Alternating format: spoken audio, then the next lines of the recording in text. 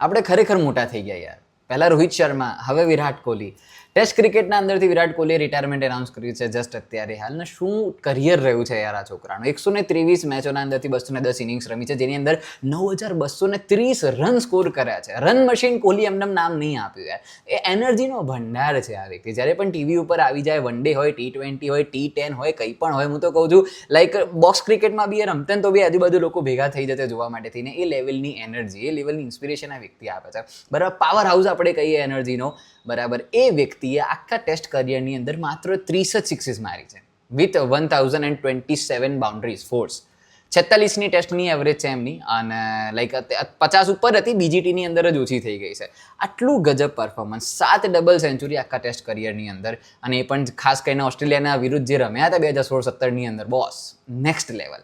હવે યાર આ પાવર હાઉસ આપણને ટેસ્ટમાં જોવા નહીં મળે.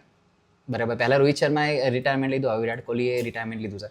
હવે આ પાવર હાઉસ આપણને ટેસ્ટની અંદર એટલી સરખી રીતે જોવાની મળે. ટેસ્ટ જોવાની મજા આવશે. હા, બાકીના ઇન્ડિયન પ્લેયર્સ છે નો ડાઉટ, પણ કોહલી યાર આટલા હતા તેથી આટલા થયા છે, ત્યાં સુધી વિરાટ કોહલીને જોઈને મોટા થયા છે. ને હવે લાઈક 14 વર્ષ પછી 269 નંબરની જે એમની ટી શર્ટ છે હવે રિટાયરમેન્ટ લઈ રહી છે. એટલે ટી શર્ટ રિટાયરમેન્ટ લીધી, વિરાટ કોહલી રિટાયરમેન્ટ લઈ રહ્યા છે. બટ બુરા લગ રહા હૈ. બટ હવે જોવાનું છે કે વન ડે સિરીઝ અને વન ડે વર્લ્ડ કપમાં શું થાય છે.